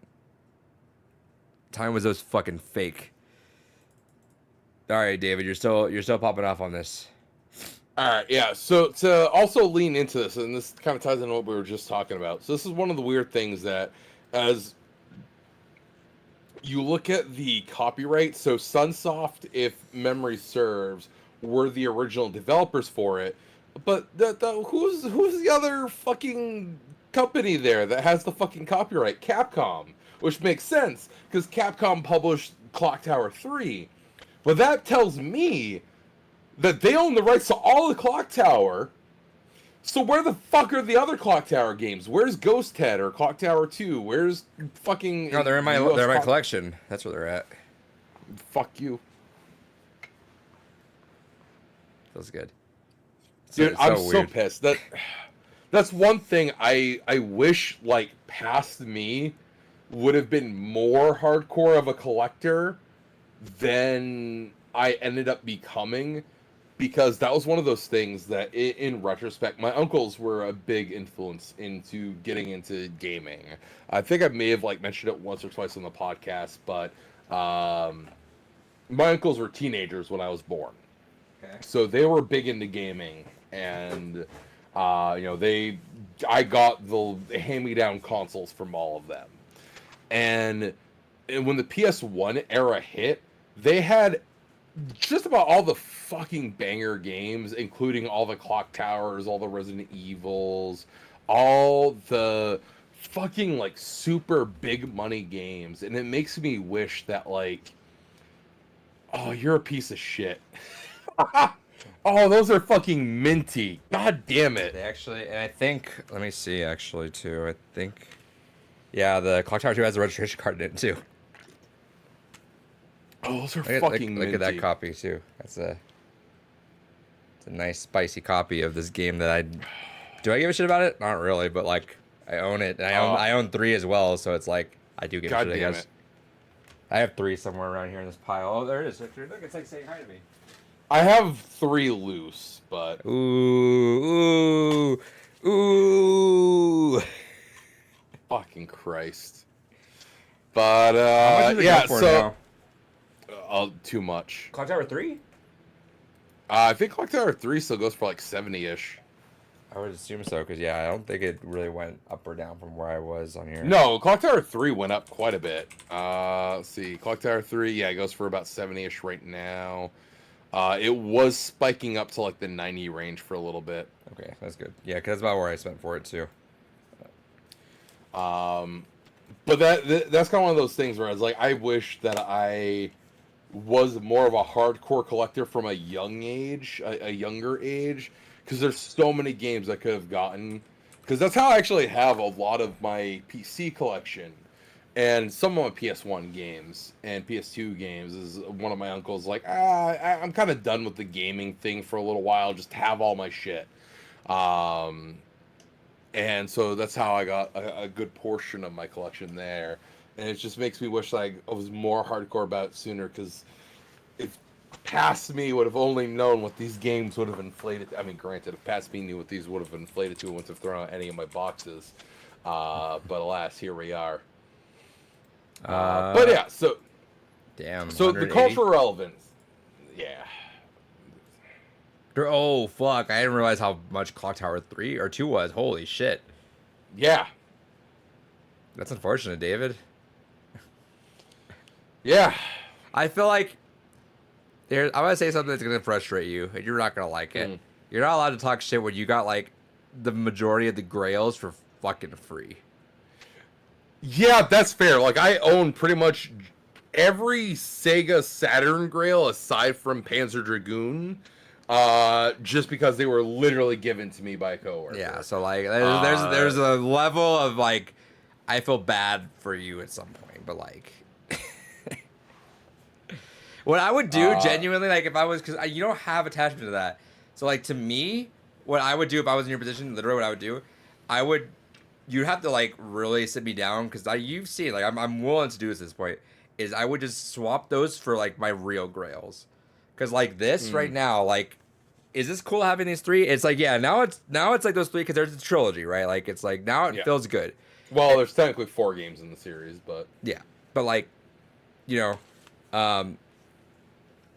if it was like not for 3, it's like I would feel at a certain point I'd feel okay with like, could these be Cubivore, right? Like, you know what I'm saying? Like it's like I would much rather look at a Grail that I want, like I want this fucking Grail, versus a game that I just don't have attachment to. if you truly ever hit that point, please ask me first. I would, especially anything survival horror, especially. We'll see. I don't. If you ever hit that point, I know you're not at that point yet. Obviously, here's the reason. but, Here's the reason why that point is only ever like possible for me, is because, you know, I like a lean collection. You know, like, yes, I like it lean. The PS1 collection, David. You know what my entire PS1 collection is? 40 games.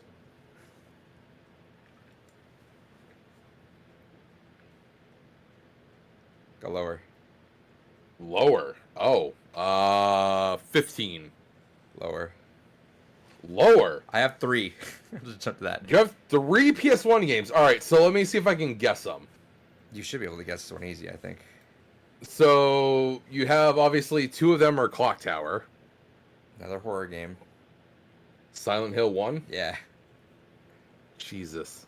And then literally like some of the biggest bangs on the fucking PlayStation. And I had what was it? The other one was Ghost in the Shell. Remember? It was like such a weird fucking Oh, collection. But like, that's the only reason I would I'd be kind of considerate of it, is like because it's only 3 games and they look weird on the shelf because there's those 3 games, but also like they fucking fill a fill a nice little collection right there. Like Clock Tower 1, 2, and 3 next to each other. Silent Hill 1, 2, 3, and 4. Ooh, that's it's the completion part of it that makes you feel good. That's fair. Real quick to Trey Fitty, your uncle sounds awesome. Yeah, my uncles were pretty neat. There's one in particular I get along with more than the other, but genuinely, that uncle I get along with more than the other is one I definitely look up to a lot, and has been a genuinely positive influence in my life. In like a weird way, he was also why I kind of got into tech a little bit. Because he got into PC building stuff because he was big into gaming for a while. He was a huge fan of Battlefield and the SWAT series, which is also what caused me to end up knowing about those games and falling in love with them. But he was big into PC building for a while because that's what those platforms were on. Those were the way to play those games. And so he was like, all right, well, fuck it. I got to learn about this. And that's just him in general. He's the kind of person that if he doesn't know something, he just picks up a bunch of books. Is like, fuck it. How does this work? And then just learns about it. Is like, all right, cool. I either understand enough to do it myself or understand enough to know that I shouldn't fucking touch it and should pay a professional to deal with it. Mm-hmm. And I have a lot of respect for that. Genuinely an interesting person. There's some things here and there that make me wonder. Are you my father? Are you my father? There's a funny side story, but I won't mention it on the podcast. But it's one of those things that it makes me wonder if he had been born in a different time, if he would have been a slightly different person. Not to go too much into my family tree, but I am actually the first member of my family that didn't do military time. You don't say. Yeah, I mean, fucking look at me. But no, I was the first person in my family in a while that didn't do military time. And there's some shit he went through in the military from my understanding, and I'm going to say from my understanding. Everyone's gone through some shit, yeah. In some sort of retrospect, one way or the other. There's a lot of varying levels of shit. Yeah, and I've certainly been through my own shit, but I mean, there's definitely been some things that... Again, I don't know how much of my family history is fucking true because lies are a huge part of my fucking family, unfortunately. But from my understanding, there was some shit that's seen that caused a certain level of jadedness within him. All right, let's. But yeah, no. Anyways, long story short, it makes me wonder. I genuinely wonder if like he had been born in more modern times, kind of what kind of person he would be. David too. Just because of the fact that a lot of the interests that he has are a lot more like on the geeky and nerdy side. Like he still has his old retro comic collection. He still is like a big Doctor Who fan and is into a lot of weird nerd shit that his personality, if you were to talk to him outside of knowing those interests, you would never peg him for. And it just makes me wonder. I heard that Durandal's family tree is a circle. Look, I mentioned this on podcast before. I finally got around to doing one of those family tree things, and this is something I think I've talked to Adrian about before. But one of the things that I was given as an important bit of life advice from my family is don't fucking date local. And it's because there's so many fucking cousins. Because, and again, weird family history thing. I'm not going to go into the details, but weird family history thing. There's reasons why I potentially have, at least what was told to me, a lot of cousins. I was fucking confirmed that when I finally did my family history. And I talked about this on the podcast already, but one, I found out my life was a lie. I grew up in a very French family. I grew up in such a French family that half my family only spoke French, or at best spoke half French, half English. But apparently I'm 45% Irish. Figure that one the fuck out. I'm apparently more Irish than anything else. So my whole life is a lie. But also the fact that when I finally took my family ancestry thing, I had 600 results for fucking cousins. 600 results for just that one particular ancestry test site. I had 600 results for cousins. And I'm like, you know what? I'm glad I took that fucking advice for my family and never dated anyone local, because holy hell. Smart move. That makes him, hey, I might be your cousin. Maybe. It's possible. If you have any ties to Maine, especially Lewiston Auburn area, maybe. Have you guys talked to Gore lately? I have not. No, we still have. We've mentioned this, I feel like, every podcast now. We still have not heard from him. The closest I have heard from him is some weirdo was fucking giving him shit about Zack Snyder fandom bullshit. And I called the person a sad, pathetic fucking person for making that their sole personality trait. And he loved my reply to that person. That's and true. That's as far as I've heard from Chris. Guy's a creeper. Adrian Davis' cousin, I'm too dark. No, also, I mean, you might have some potato farmer somewhere in you. You don't know. No, I got my DNA test. Tests? Yeah, I'm a Spaniard, baby.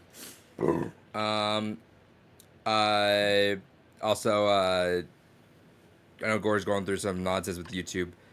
The meme reactions be taking him down. So if you're looking for Gore, if you've not caught it already, he did pretty good after his last thing to like tell people where to go ahead of time. If not, he's on Gore Reacts now. So if you're looking for those reactions, it's on Gore Reacts now. And again, like we say every episode, wish him the best. Genuinely, like no hard feelings on our side. It's just unfortunate to die so early. Yeah. I look forward to giving the eulogy one day. Oh man, imagine. I would hire that Zack Snyder guy actually to speak at his funeral. I just want to see that. So let's see. Anyway, limited run. Yeah, so to finish that up. Yeah. So again, tying into it, Capcom, apparently you fucking own all the Clock Tower rights. Where the fuck are the other Clock Tower games? Although, again, I'm excited to see that the first time officially in English, we're getting Clock Tower: The First Sphere. I really hope it is based off the PS1 version and not the SNES version. Although a lot of the comments that were made made me think it's probably going to be the SNES version that they're upporting. But either way, excited to see that officially in English for the first time. After that, we got Chicory, A Colorful Tale. I'm going to be honest, watching that trailer, I don't fucking understand how the goddamn game works. You color with a certain aspect to bring the world to life, and then you can go on that part of the world, I believe. Fair. It looks like a game the fiance would enjoy, though. It's so cute, that and it's co-op. Oh, it's co-op. All right, fair enough. Something that I actually would like to see more of from these limited... I mean, I hate that it would be through a limited distribution company, but honestly, even nowadays, I'd say it's not entirely fair to call limited run games a fucking limited distribution company. But Shantae Advance, a game that was originally a just scrapped Game Boy Advance game, finally getting a re-release that will also be compatible on an actual GBA cartridge. All right, fucking kudos to you. Let's see it. Hopefully they commit to it. And it was after that we finally got the follow-up. And they even said, we promised this like twice now. You're probably rolling your eyes at us talking about this. But plumbers don't wear ties, the definitive edition. Yeah, we're getting pre-orders this year. We'll see. Pre-orders are September. This is again where I will say, as much as I'm excited for them to finally fucking have something about this game, I'm pissed. Because according to the last time they talked about this game, we were also getting the 3DO version. Again, Where the fuck is that original platform version? We only got confirmation on modern platforms. Which also, weirdly, this is one of the few games Jeez, you that okay? includes Xbox. No, I'm never okay. That's my secret cap. This and Shantae, I figure are the only Xbox games. Dude, all right, we wrap this up because you're making some noises that do not sound pleasant. It's fine. But yeah, there was very few Xbox games. I'm still surprised with how little Xbox releases Limited Run is putting out. I don't know if that's just something on Microsoft's side that's causing that to not be a thing. But I do find it a little weird. But again, very frustrated that there was no acknowledgement of an actual 3DO version for Plumbers Don't Wear Ties, where the last time they talked about that, they said that that was going to be something that was going to happen with that. So I'm a little pissed about that. Fair. But then they followed up with something that, again, I'm going to be honest, fucking tugged at my heartstrings a little bit. Colossal Cave, a game that is being made by the original founders of Sierra Games. I fucking adore those two. I have been a big Sierra fan for a long time, again, because of my uncles. So it's one of those things that's like, fuck it, alright, I'm down for Colossal Cave. It was something that was kind of on my radar anyways, to potentially get a physical version of that. Alright, fuck it, you got me. Speaking of which, another game that was kind of on my radar anyways, Midnight Fight Express. Getting a physical release, alright, that's something I'd be happy to have physical. I'm down for that. Then after that, we got another Crusade, which was a kind of Mario RPG inspired game. I don't know, it looks fucking generic and boring. Not to be unfair to the game developers, I'm sure they put a lot of effort and energy into that game, but yeah, you succeeded. You made a game that basically just looks like a palette swap version of fucking Mario RPG. I don't know what you want me to get excited for here, but you did it. Speaking of a weirdly inspired game, we got a weirdly fucking Super Punch-Out inspired Jane Austen style game of the Rose and Camilla collection. Which, again, the way it was sold is like if you mix Jane Austen with fucking Super Punch-Out. That sounds so dumb that I'm fucking down for it. And looking at the trailer they showed off during this conference, fuck it. It looks so weird and absurd and fucking just on airs about itself that I'm fucking down for it. Like, alright, that'll probably be one that will be a weird hit for me. Then they went into an interesting bit of retro territory. They are going to be the ones that will be doing the Disney Gargoyles remastered release. Alright, cool. Kind of don't care. I adore Gargoyles. One of my favorite Disney series that I feel is still very underrated and very underappreciated. But I thought the game was mid back in the day, and I still think it's mid now, so I'm not super excited. They then also said that, hey, by the way, we have two other projects that are involving properties from the mid 90s that everyone in the mid 90s will be happy to hear about. Stay tuned. That doesn't fucking, I don't know, you gotta be releasing a goddamn Saved by the Bell fucking video game? What the fuck are you releasing? Goddamn fucking Family Matters video game?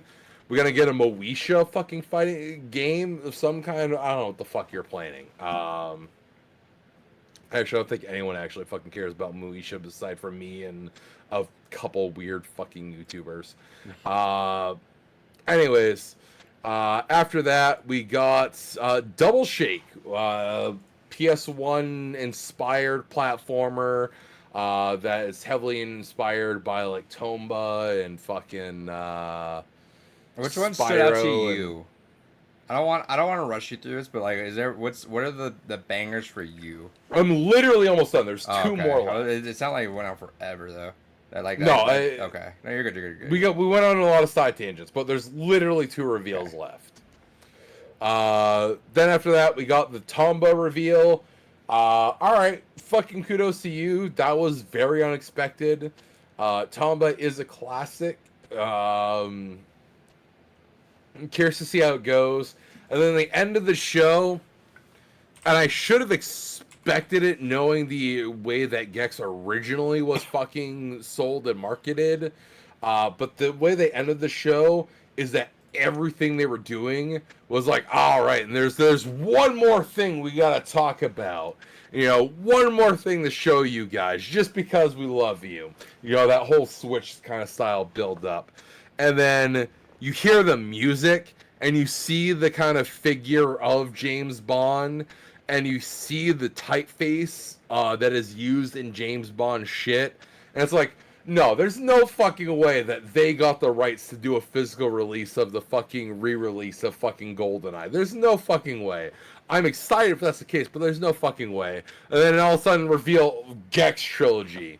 Which, alright, fuck you, first of all. And second of all, alright, fuck me for not fucking figuring out that's what you were doing. And that is everything that was revealed during that conference in order. The standouts to me, definitely Clock Tower is number one. Just because it has a lot of notoriety for being the first time officially in English we'll have that game, and I'm very excited for that. I do adore the first Clock Tower. Aside from that, Colossal Cave, just because I love Roberta and Ken, I want to say. Fuck, their names escape me, but the original founders of Sierra Games, fucking adore them, and so of course I'm excited for what they are pumping out. Always excited for new retro releases, so I'm curious to see an original release for the GBA for Shantae.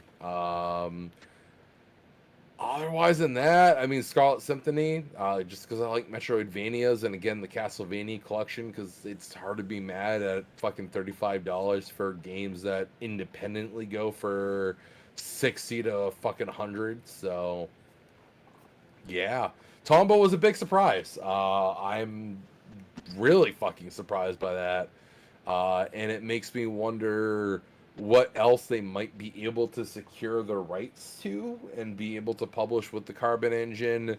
They gave a special shout out to Modern Vintage Gamer, well-known YouTuber who is also a game developer working for them. He is the lead project developer for the Carbon engine. Shout outs to him. He does post a lot of really interesting emulation videos. But yeah, those were the big standouts to me. There's definitely a bit on here that I will ultimately end up shoving my money towards, as much as I swore to myself I was going to swear off Limited Run. They showed off enough bangers that I'm like, fuck it, I'm down. Let's go. Yeah. For me, this was genuinely one of the best gaming conferences in a long fucking time. I'll get Clock Tower just to have the collection constantly going. Fair. I don't like Limited Run. I think I've seen enough like videos dissecting the whole thing. They do that, and I'm like, I've been checked out, and it's pricey, and in the grand scheme of things, as I've mentioned, I'm not gonna keep being a broken record, but like I'm keeping my collection lean to stuff that I give a shit about. Yeah. 4 or 5 years ago, if anything looked cool, yeah, Limited Run, sure, but I don't really care. I'll like Gex sounds cool. I might do it, considered in that moment. Gex games are not great. I'm gonna be honest. No, I meant like it looks cool. Great. No, I know that, but I mean like it looks cool having it in a collection. Shantae, that's cool. I just don't care that much. Ooh. Shit, real quick. This is breaking news here. So this is fascinating. So Critical Role has actually silently erased hundreds of videos of past content from its channel. And it's because of what happened with Brian Foster. I don't think we talked about this on the podcast before. No. Just because we don't talk about a lot of tabletop RPG stuff. But the TLDR, is Brian Foster was the boyfriend of Ashley Johnson, and he was heavily ingrained in Critical Role stuff. He was the host of what's called Talks Machina, which was kind of like the after show breakdown kind of conversation interviewee kind of show, as well as was involved in a few other side projects. He apparently was recently found out to be hyper abusive to Ashley Johnson, and the two ultimately split up. And apparently, in retrospect, they have just today gone ahead and started removing a lot of content involving him from their official channels. So that's fascinating. At this point, I try not to invest too much into people, because Yeah, I don't, and I try not to invest in people either, but that's just one of those things that, like, in retrospect, being a Critical Role fan from not the beginning, but I think episode 20 is when I got into the play version of it way back when. It's unfortunate scene, especially where a lot of those voice actors are people that I really enjoy their talents for. right. David's canceled. Hell yeah. All right. Yeah, we're gonna wrap because I gotta start. Dude, unpacking and repacking is the fucking worst thing on the entire planet. So I gotta go relax for a little bit, enjoy my couple seconds on the couch before I have to take off again for a week. I make it sound bad. Obviously, I'm having fun, but Jesus Christ, I'm so ready to come back and not do shit. Remember, 20th, I'm back streaming. We will be back for sure on the 19th. So one week from now, we'll do Blue Rupees. You see the calendar on there. So yeah, we'll be back 19th, and then I'll talk about it. The next day I'm gonna do streams. We'll talk about maybe making it a regular streaming day. We'll see how that goes. And remember, next week also we're jumping into Games Gone By. We'll talk about channels, where to go to, all that stuff. We'll figure that out from there. Start playing Alan Wake if you haven't. Good shit. It's on PS Plus, right? Yeah, it is. Sir. Okay. Yep, and have it. Plus, I think it was also free recently on whatchamabot with the Epic Game Store. Yeah, Epic Game Store. Carlos, thank you. Everyone, enjoy the last couple minutes of Prime Day and the Steam sale. Go spend money and be broke. Good shit. Hell yeah. Later. Bye.